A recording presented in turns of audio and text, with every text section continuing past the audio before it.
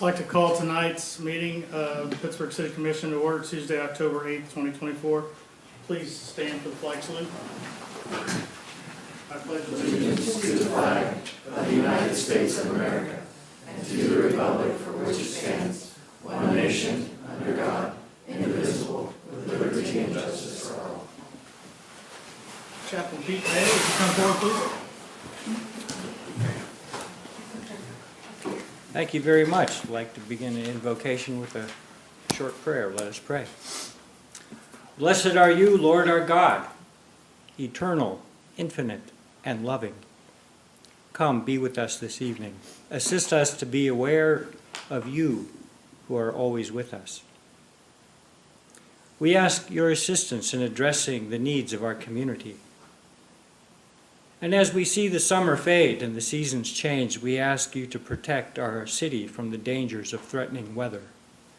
We also ask your protection for those in the path of the devastating hurricanes.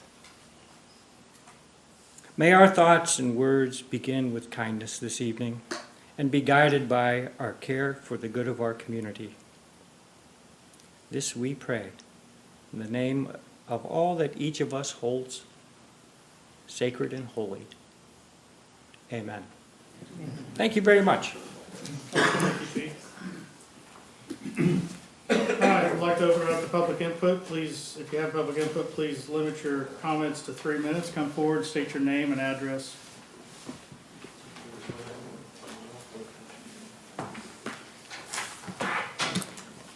Good evening. My name is Lacey O'Malley. I live at 920 East 5th Street, or the Schlager neighborhood. So I serve as the vice chair on the Neighborhood Advisory Council as well, representing the Northeast Quadrant. And the NAC was established to help spruce up Pittsburgh, and so tonight I'm excited to invite you guys and everybody else to the first event that we're having on October 12th, this coming Saturday. So it's going to be around Schlager Park to help the neighbors around the park with landscaping, bulky item removal, clearing of sidewalks, and pulling away brush and stuff like that. I don't do those things, so I don't know.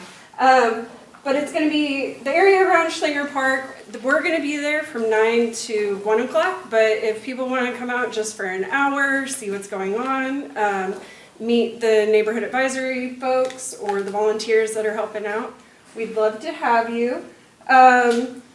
There's a sign-up sheet back there, or you can go online to the website and get the neighborhood news. It's pitks.org/NAC. And if you guys have any questions for me, I'd be happy to answer them. Otherwise, I hope to see you there. Thank you. Thank you.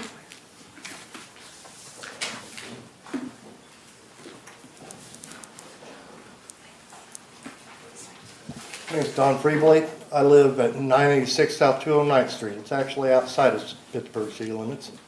But I come up here because for the last year I've watched Citizens for Pittsburgh use this council maliciously against the homeless people in this town. It's a hate group. You can look on there, look at the down posts.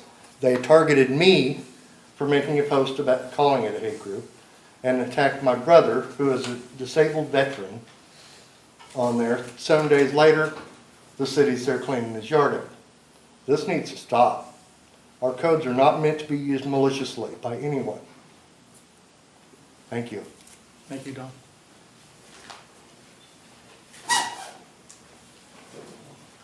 I'm his brother, Gene Freebley, 101 West Kansas, and it was my yard that they came in with their backhoes and dump trucks and everything to clean up. But I can't believe they took the children's swing set, they took 2 barbecue grills and 2 push mowers and said that I couldn't have them, but I think if that's the case, they need to take the push mowers and the barbecue grills and swing sets out of everybody else's yard. They also broke my screen door on my garage, and they broke one of the support pillars for my balcony with a backhoe. They also took a brand new air compressor that I was going to have replaced, the one I have out there that doesn't work. I had a brand new one sitting there. I paid paid for, and, they took it too. Because they came by the previous Monday and said, it's looking better, and, we'll come back Friday and see how you're doing, let you know. And they didn't come back on Friday, instead they came on Tuesday and just started with a backhoe taking everything. I don't think that's the way the city is supposed to be acting. Especially, I mean, here I am, I can't hardly move, I had a stroke last year, and I can't hardly use my left hand, and, I'm a disabled vet, you know, I mean, 20 years in the Navy, retired chief petty officer, I mean, I don't deserve being treated like that. Now I'm gonna have to get somebody to come in and repair the bricks on the post and the top cement slab, and then get another screen door for the garage. I mean, and another air compressor for the one I was going to replace. And am I going to get any compensation? No, I doubt it. I mean, if I was going to get compensation, they'd already raised my driveway up because of the alley there. They paved it so many times that every time it rains, my driveway and garage get flooded. Are flooded because the rain just comes off that alley and just drives into it. Back in the day when the house was first made and everything, the alley and the driveway were the same level. Now there's a foot difference. But I asked them over at City Hall, and they said, nope, we ain't gonna do nothing about that. That's your problem.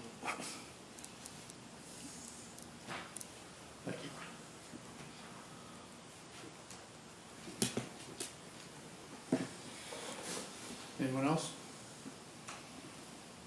Seeing none, I'll close public input. Moving into the consent agenda, entertain a motion to approve. Move to approve. Second. Been moved and seconded to approve the consent agenda as read, or as printed. Roll call vote? Brooks. Yes. Height. Yes. McNeil. Yes. Monsell. Yes. Sigley. Yes. Motion passed. Public hearing. Item A, Section 8 Housing, Choice Voucher, HCV Administration Plan and 5-year Annual Plan. The City of Pittsburgh advertised for a public hearing to be held on Tuesday, October 8th, 2024 at the City Commission meeting commencing at 5:30 for the purpose of reviewing and adopting the Section 8 Housing Choice Voucher, or HCV, Administration Plan, and as applicable, the 5-year Annual Plan for compliance with all federal and local public housing authority, PHA, policies and administration of the Section 8 HCV program. Good evening. Good evening, Mayor, Commissioners. This is our 5-year plan that the Housing Authority has to adopt by HUD regulations every 5 years. It is we have to federally do that. So if you have any questions over the 5-year plan, I am here to answer those, or if anybody has any questions during public input. I had a couple. How many vouchers do you pass out during the year? Well, we have the capability of passing to house 443 vouchers. We currently have 285 housed. So what happens with the people with the vouchers that not housed? So they don't have vouchers. So only 285 have vouchers. The rest of them are currently on our waiting list. And how long have they been on the waiting list? Our waiting list is running about 12 months right now. So are the ones on the waiting list, are they moved up when next year when new people apply for vouchers, or? We give assistance out by time and date of application. So we are currently going to be updating the month of September of 23. So once that group is updated, then that next group will then move up. I have another question. I was looking at your goals and objectives, and there's one down here.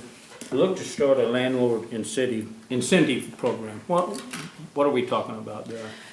We have received some feedback from landlords about like additional security deposit or damage deposit incentives to try to help gain new or keep our existing landlords, because I think that's some of the problem is we don't have enough landlords that are using the program.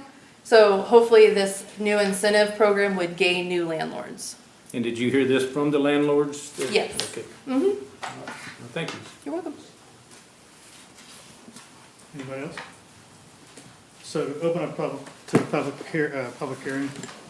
Okay, I'm going to go ahead and open it for any public comment. Anyone? Seeing none, we'll close it. And I would entertain a motion to approve item A. So move. Second. Been moved and seconded to approve item A. All those in favor, say aye. Aye. Opposed, nay. Motion passed. Consider the following. Item A, change of zoning, 201 South Rouse. Consider the recommendation of the Planning and Zoning Board of Zoning Appeals to approve the request submitted by Community Health Center of Southeast Kansas, CHCSEK, to change the zoning of 201 South Rouse from IP1 Planned Light Industrial to R1A, Single Family Residential, to allow the establishment of a hospice facility. Good evening, Mayor and Commissioners. Good evening, sir. On September 23rd, the Planning and Zoning Commission heard a request for a zoning change submitted by Sam Hayes with the Community Health Center. This request was to change the current zoning classification from IP1, which is light industrial, to an R1A single family residential. There was no opposition to this request at the meeting. The Planning Commission voted to approve unanimously. Be happy to answer any questions. And I'll recuse myself from this vote. So everything in the purple, it went from yellow to the purple? Is that, or is it going the other direction? So Purple you to see the yellow. IP1 on your screen? Yes? Yes, everything except for the small parcel to the top right corner of that. That will still remain. And this, in addition to the house that's already there? Correct. Okay. And so the access will still be from Rouse? Yes.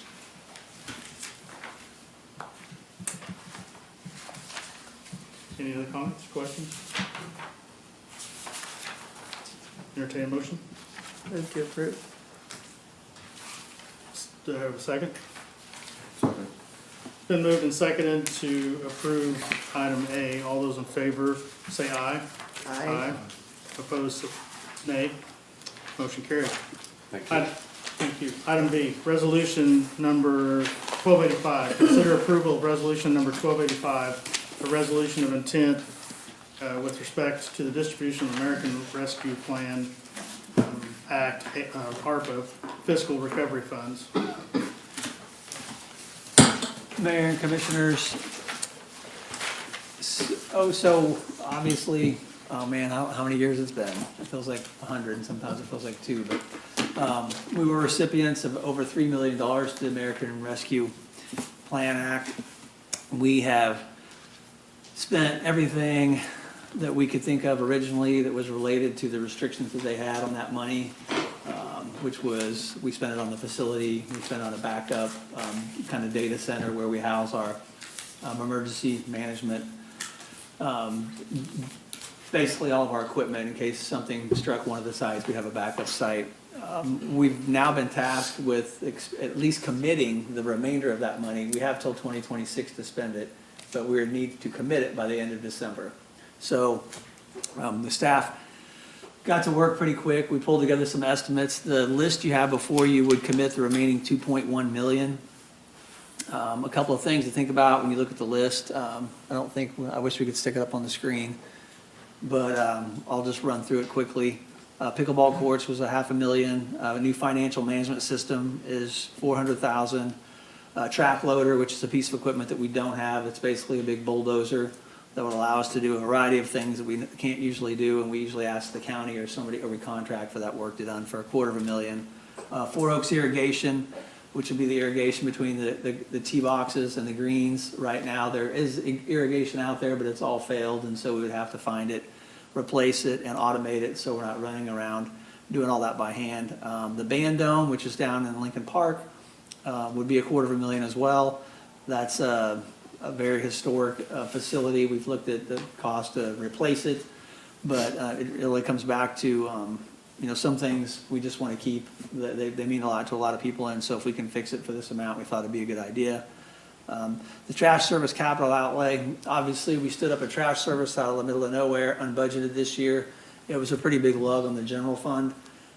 This would allow us to take the next $175,000, which should be the last $175,000, hopefully, to supplement that operation through 2024, and not take it out of the general fund, but to actually use it from the ARPA funds. And then finally, the fire station number 2 upgrades, those are all tied back to the discussion we had a couple of months ago about the mold issue over there. Once we decided that we were gonna go ahead and mitigate those areas where mold could be found, we just decided, let's just remodel the station. It's an older station, so that's gonna be the cost.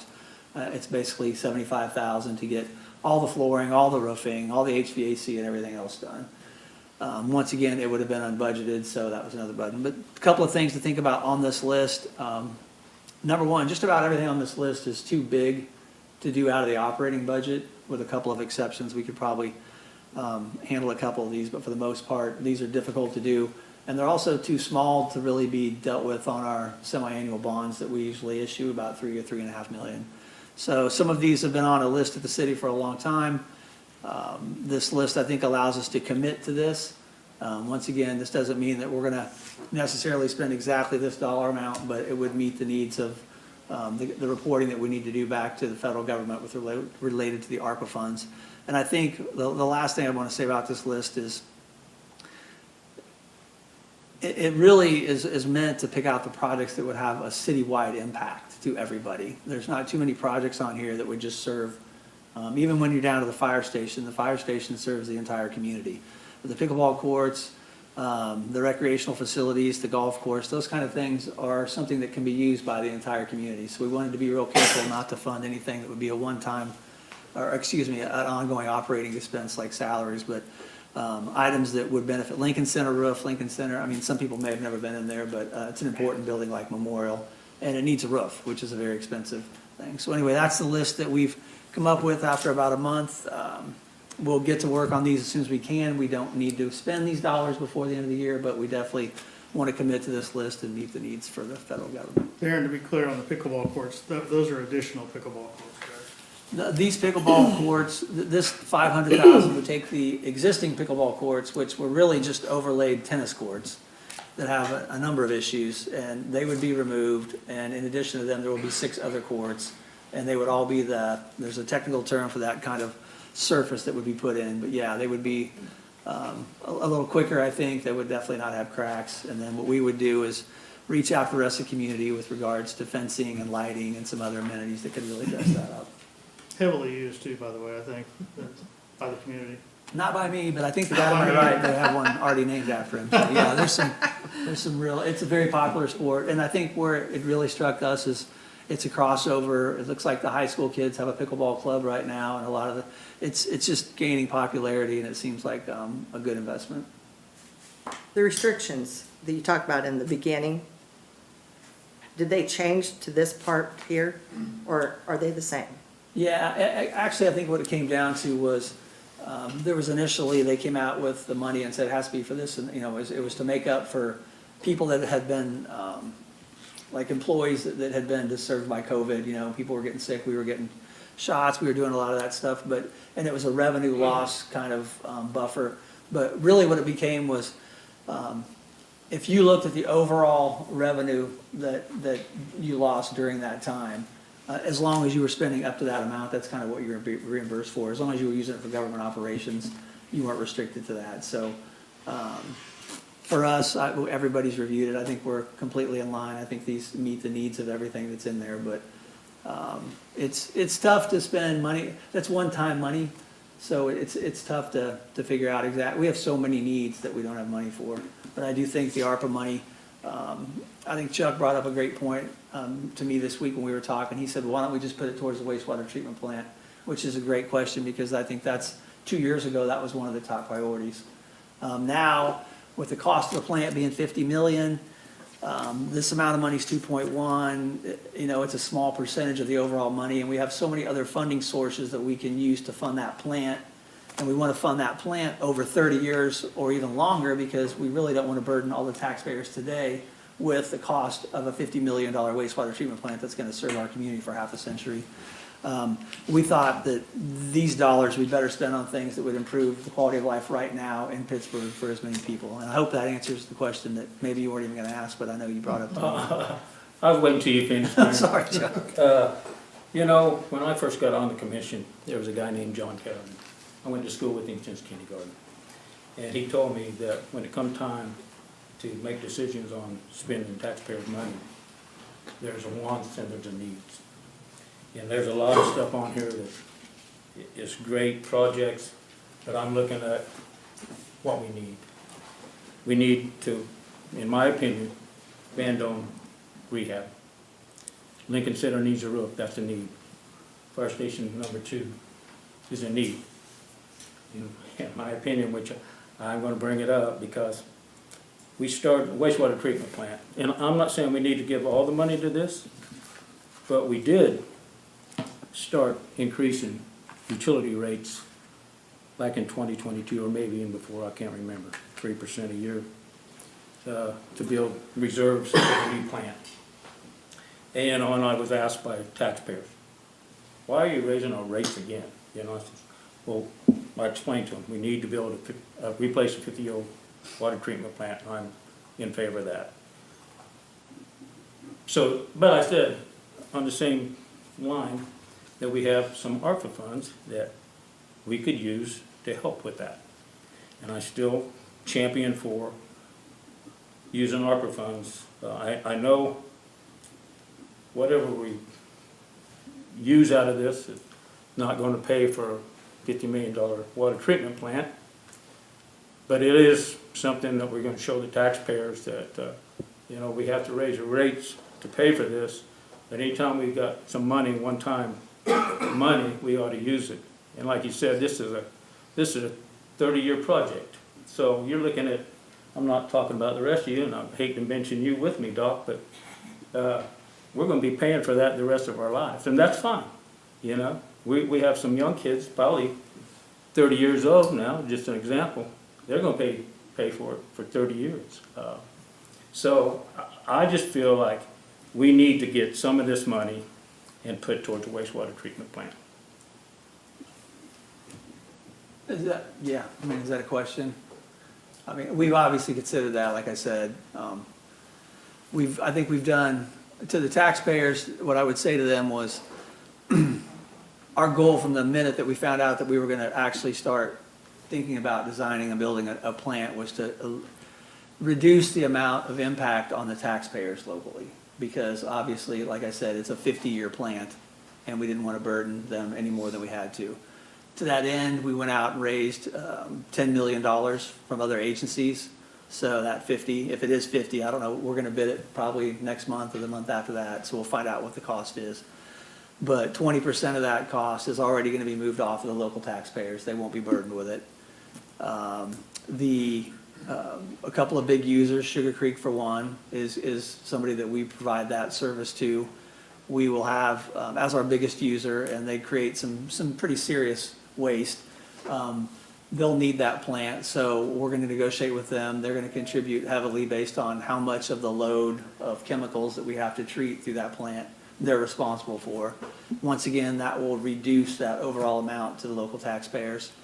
We have increased rates for a number of years to try to build up, so we have about possibly $4 or $5 million in reserves going in. So once again, we can put that towards that initial number and reduce that down even more.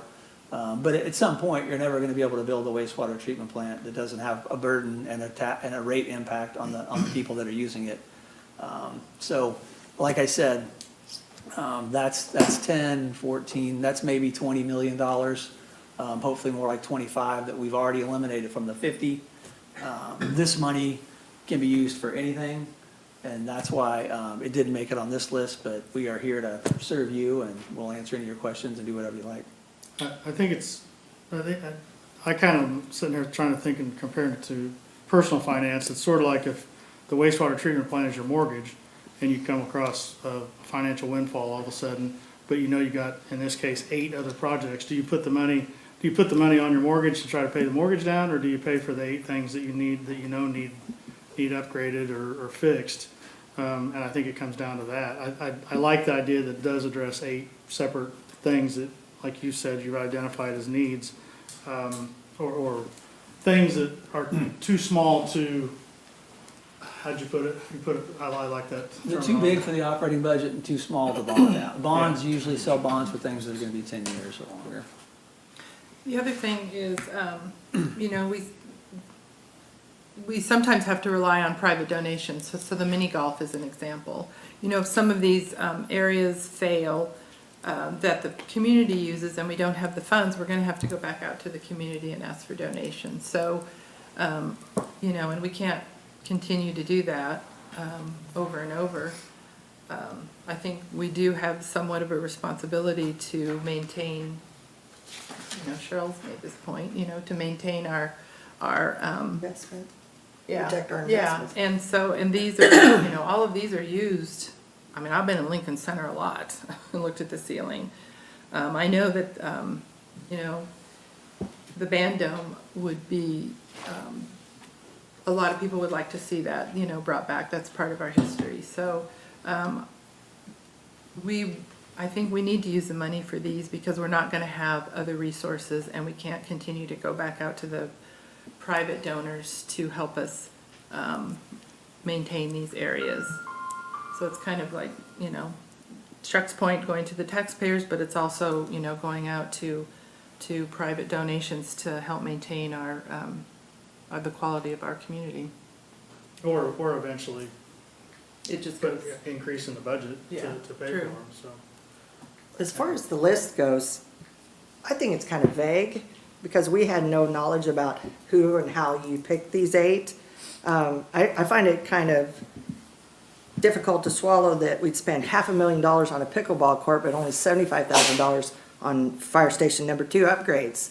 Whenever it seems like there's way more upgrades that are needed at Station 2 than $75,000. And I didn't know if it was like a give and take where, I mean, I understand the Lincoln Roof Center, like she said, and the band dome, but the trash service capital outlay, that's the last of that. I get those 3. But the track loader, why? What for? How much? What's the estimates? How many bids did you get for that? The financial management systems for $400,000. Explain more than just the line item of $400,000. And like the pickleball courts are popular now, but $500,000 compared to $75,000 for fire station number 2. I wondered if you could explain about the track loader. What's the long-term goal? What's it for? What are we going to use it? Why do we need a $250,000 track loader? So the track loader, and I believe me, I'd let Matt answer this, but I think he's in New Orleans. But he's the one that fought for it. The track loader would, number one, help at 23rd Street. We push that product all over the place. A lot of times, we rely on the county's equipment, which is fine, but that's where we are. It could also, we're budgeting about $100,000 a year right now in demolition of structures. I think we have 7 homes scheduled to come down this month. That money all gets eaten up. That kind of equipment actually could go in and demolish a home on the city. We could demolish it ourselves and not pay the $6,000, $7,000, $8,000 it costs every time that we have to bid out to get a home down. Matt said that if there's ever an event, and I know we just said a prayer this morning or earlier for the hurricane, if there's ever an event where, you know, we get hit by a tornado, something bad happens like that, where you have to clear the streets. We currently don't have anything in our fleet that can clear a street. Now, I know the county would show up and everybody would show up, but to add a piece of equipment to our fleet that we would use on a daily basis, clear down to, hopefully people have noticed that whether you're near the RV park or somewhere, or there's areas of town where we started to remove trees and actually clear out the areas and get the clutter out of there. That's stuff you could do with that piece of equipment. Right now, all that's done by contract. We believe that the ability to move it around wouldn't be a problem. We could probably use it to load right into trucks that we already have. Matt made a pretty convincing argument. He was also talking about possibly skimming asphalt on some roads and using that as some of the milling that we do. So overall, I think he thinks it'd be, and he convinced us it would be a huge cost savings. Once again, it's also a piece of equipment we don't have. With regards to the Lincoln, or would you say, fire Financial. station number 2, fire station number 2, that was the cost to fix it. That wasn't, I mean, we're not gonna put a new roof on something that doesn't need a new roof just because we have money. The cost to fix it and put everything back the way that we thought it needed to be, where it was, completely replaced, was $75,000. That's why that number's on there. What's included in that 75? I can't tell you that off the top of my head. but No, it's- I understand that. It's everything. But I'm that just we- saying that that's why I We feel sat like. here at length and went through that mold discussion about where there could possibly be mold and everything that would have to be removed. That number, that's the number that's on this sheet. That's the number that we were given and said, well, we're gonna have to just go ahead, fix everything, it's gonna be 75. And the recommendation was, why don't we just use ARPA, because once again, it was unbudgeted. And the final one, nobody's mentioned the Four Oaks irrigation. That's a revenue generating asset for us is golf. And right now, if anybody's noticed, with the exception of the greens and the tees, it's a difficult place to play golf. The country club has an irrigation system. You can see the difference. I don't think, we don't think that it was fair for everybody that wants to play at Four Oaks to have to go to a country club to play on grass when there's a drought. Apparently, we're in a drought every year now. But since it once existed there, we did have it costed out, and that was the price that came back. That's how it got on there. Pickleball, it's another, this town has people in it that want to do something. We're not going to have money in the operating budget to fund pickleball. We were blessed that enough people donated. I think there was 18 different donors donated $10,000 just to have mini golf. Pickleball is just one of those things that without this kind of money, I don't know how we're ever going to get it done. So it is a big price tag, but it's 12 pickleball courts, and that's a ton of pickleball courts. How many pickleball courts do we have in the city right now? In the city, how many are Lincoln? You got 6 at Lincoln. I think there's 6 at Lincoln. This would add another 6. As far as I know, there's some private pickleball courts there at some at people's Schlanger? houses. There's some in Slanger, isn't there? Yeah. Yeah. I don't know. I don't play pickleball. I've never, I don't know. I think there's 3 or tennis 4 at courts. Schlanger. There's tennis courts How and many basketball. pickleball, I guess the question would be, how many pickleball courts do we need? According to this, 12. Well, I'm not, honestly, I have some influence at the city with the staff when it comes to things. When it comes to a list like this, I'm sitting there with a pen writing stuff down, and we're trying to figure it out. Toby, the folks, Jay and the group understand that pickleball is expensive. I was probably the hardest one to say, our top thing on this list is pickleball. And they said, this is a community for kids and seniors, and that is one sport that everybody can do. Plus, they're using Lincoln Center. There's a lot of people that They're playing can't buy a set of golf clubs. Getting a paddle and a wiffle ball and playing well, pickleball. if is you look at pretty it popular. pragmatically, you say this is 4.2% of, if we would have put the entire 2.1 million towards the wastewater, it would amount to 4.1%, which is not a lot over 30 years. I mean, because we're gonna pay this off over 30 years, and, over 30 years, that comes down to, what, 430 is about 6%, or six grand a year or something like that. Yeah, So it's not a lot of money that we're not giving back in tax abatement or anything else.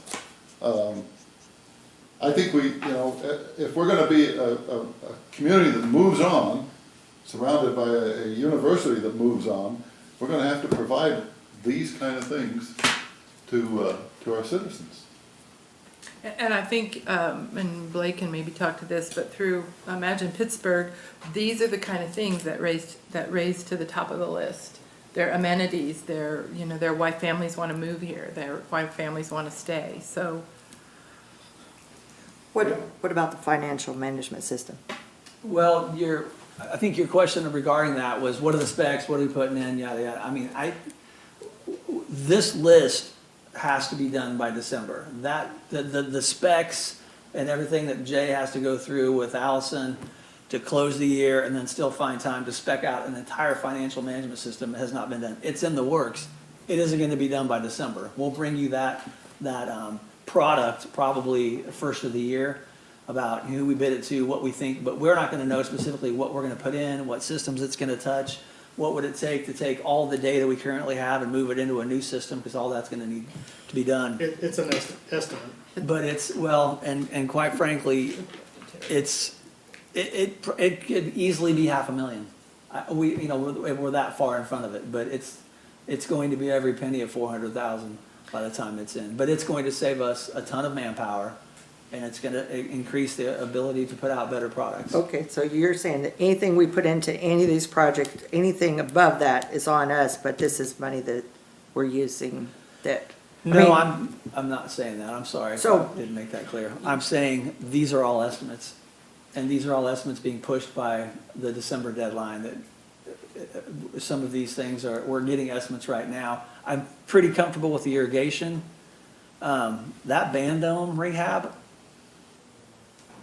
Yikes. man, I mean, you talk about tuck point in the band dome and putting in a sidewalk and the top of that thing. I think until you start crawling around on it and really getting detailed, it could be a monster, but it could also be less.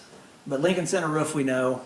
The trash service capital outlay, we know. Fire station number 2 upgrades, we know. And So the band dome is a guesstimate. well, we've had one, to somebody's point, brought up, are we gonna bid all this? Right now, most of these are off of one estimate. We will go out and get 3 quotes for the work we do on any of these projects, and so, What's the flexibility if some of them come under this budgetary number? Do we we're have, not held to any one of these to this dollar amount. We need to have a plan by the end of December of what we Okay. would wanna commit these to. But, You can reprogram. yeah, I think there's some And as, movement. as long as you have it spent by 26?